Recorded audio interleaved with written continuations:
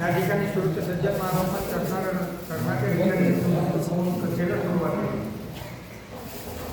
त्या ठिकाणी असणारा विषय लांबवतून नाही त्या झाला म्हणून गडबड करा असं असणार. या ठिकाणी हे कावळा आहे.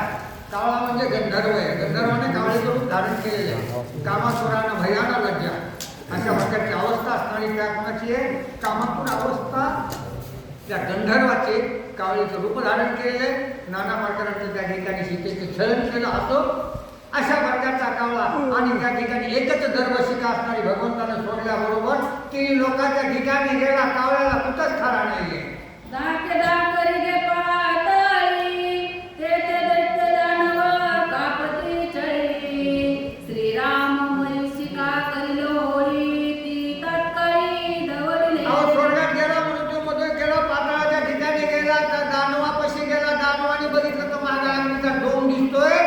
घाबरून गेले सगळे. चला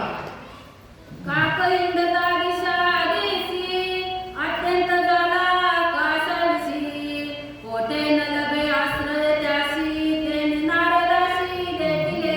त्या ठिकाणी देवांना जमाना दैत्यांना जमाना कुणालाच जमाना. कारण का भगवंताची असणारी त्या ठिकाणी मंत्र बोलून असताना लावलेली असणार दरवर्षिका. त्या ठिकाणी कुणाला जमच ना त्या ठिकाणी. आणि अशा अवस्थेमध्ये आणि त्या कावळ्याने नारदाला पाहिलं.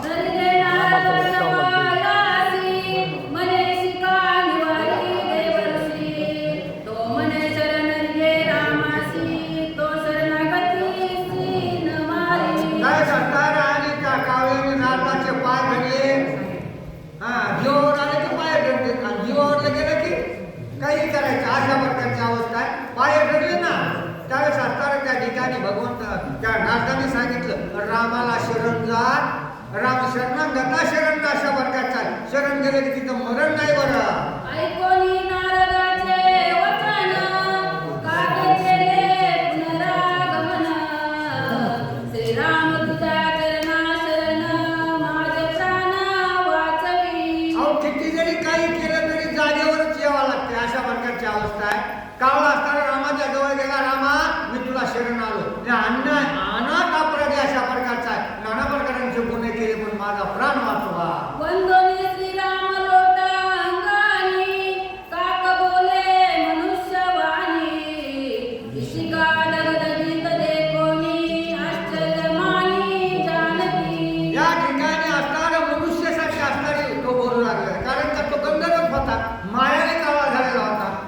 आणि ती विशिका असणारी त्या ठिकाणी जी दरबारची असणारी काळी सोडलेली सीता मातोश्रीने पाहिलं तिला आग्नेसारखा गोळा दिसू लागलेला. जशा प्रकारची वीज यायला गोळा दिसावा तशी दिसले. त्या ठिकाणी असणारं सीतेला आश्चर्य वाटलं.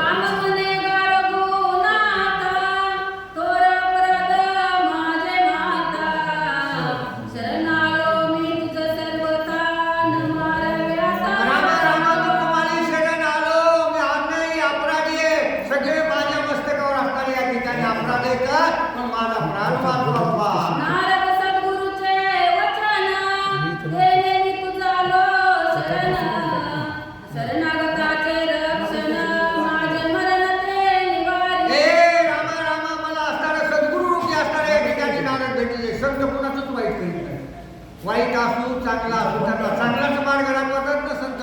म्हणून त्या ठिकाणी मला गुरुरूपी असणारे या ठिकाणी नारद भेटले. त्यांनी सांगितलं रामा